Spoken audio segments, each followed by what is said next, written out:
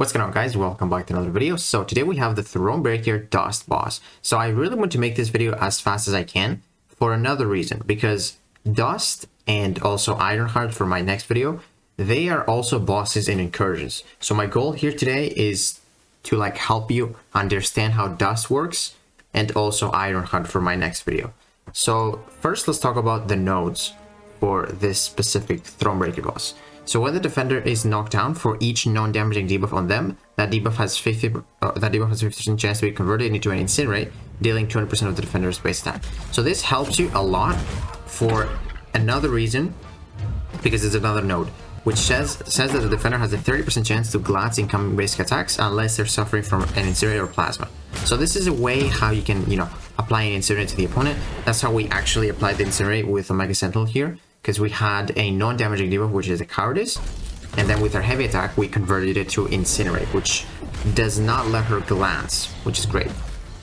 Now also she gets a non-stacking passive impact charge, which increases her block penetration if she gets a prowess. That doesn't really happen though, so it's not that big of a deal. Now up next, there's a couple more nodes that are not really too crazy, but yeah, let's talk about them. So every 5 seconds the defender gains a 10-second fury buff, which increases their attack by 20%, and these buffs start paused but begin to expire when the defender is intercepted. So that can get tricky if she gets a ton of them. And then also when a defending Dust, Sandstorm or Sandman Disable is active, their specials grant them an unblockable passive. So if she throws a special and she has a Sandstorm up, it's gonna be unblockable. So now you're gonna see here how to dex the SP1. So you just outrange the first part of it, and then it's very two quick dexes. Now if you want to go for the special 2 dex, I personally have never fully dexed all of it, but basically you can outrange the first part of it again and then block 1 hit and then dex the rest. So it's possible if you block 1 hit, but if it's fully unblockable, it's sketchy. So ideally you want to bait that SP1 and dex it, because even if you block it, she places those the dust on you. So you don't want to get 4 dust on you with Dust, because if you get 4 dust against the defending Dust, it's weird, the name, yeah, you're just gonna get a Sandstorm. Sorry, this is Sand. You don't want her to have 4 sand on you. If she does, she triggers Sandstorm. And again, careful, because you need to dex that SP1, otherwise those sands, or sorry, that dust debuff is getting placed through the block. And then also she places dust on you whenever you glance. So that is why you need to have a plasma on the opponent almost all of the fight if you can, or an incinerate. That's what we're doing here with Omega Sentinel, because you're just gonna glance. You have a 30% chance to glance, and if you glance 4 times, that's it. Now let's replay the fight again as I explain a little bit what happens. So here, also her light attacks do not make contact, so it's kind of tough to parry sometimes to do that heavy thing. So here we converted that non-damaging debuff to an incinerate, and here, as you can see, I blocked the first part of the special 1, and I got 2 sands on me. So if I get 2 more, the Sandstorm is gonna come up, like here.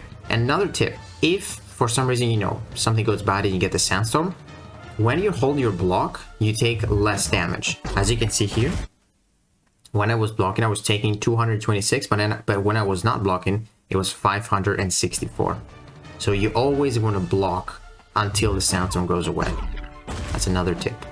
Another tip also is try to not, take too many blocked hits, because she does play Sandstorm through your block as well with your mediums. So you definitely don't want to, do that. You definitely want to intercept, because you also pause those furies when you intercept, I believe. So that's her heavy attack, pretty quick. You gotta be pretty fast. Here I'm gonna go for full combo, pause into my special 2 so that I can get that plasma. And as you can see, now she's not gonna glance anymore, because we get the plasma on her. But there we got the sand because of her awakened ability. Her awakened ability, when you get a 10 hit combo, so when you get from 0 to 10, 10 to 20, basically void, you have a 96% chance to get 1 sand on you. So that is the reason why we're getting sand right now, even though she has plasma.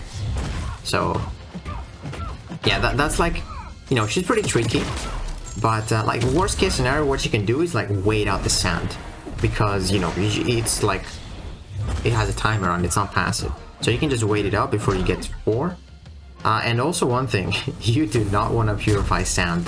If you do that, you're gonna instantly die because she's gonna trigger like the Sandstorm, because she places like more sand on you if you try to purify it. So yeah, definitely avoid purifying. Also, it's like a mutant champion, so you don't really want to bring a skill champ anyway. So we go for another special 2, get that plasma in. Special 1, like I said, very, very easy to dex once you get that down. And yeah, just again, be careful. You do not want to block that special 1 because you get that sand. So yeah, man, I think Dust isn't really that difficult. I thought she was going to be a lot more tough. But, you know, once you know what you're doing, it's not that bad. And, you know, the node that gives her plus 30% chance to glance if she doesn't suffer from Incinerate or Plasma, that makes the fight really tough. If it wasn't for that, you could probably do the fight with anyone. Oh, and also one thing, another big reason why I brought Omega Sentinel here is because she basically doesn't take damage from bleed and poison from suicides, because she basically counters your willpower healing, exactly like Photon. So if you go with suicides in and someone like starts taking a lot of damage from poison or bleed, it's because you don't have willpower. So yeah, man.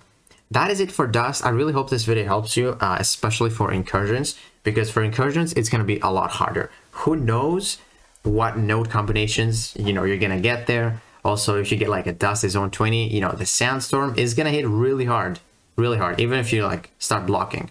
Oh, and another tip, Sandstorm is physical damage. So what you can do is maybe bring someone that has a ton of physical resistance, like Absorbing Man. You know, Absorbing Man, he has crazy tons of physical resistance when he has the Black Uru up.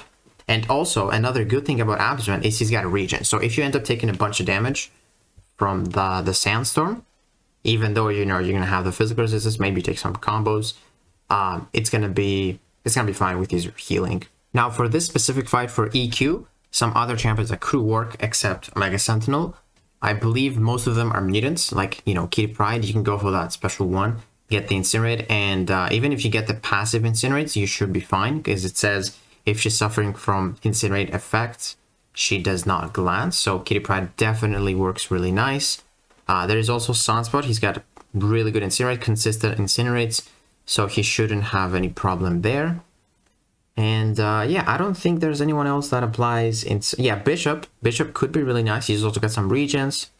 You know, as long as you're close to her with your special 1, you can have those Incinerates up.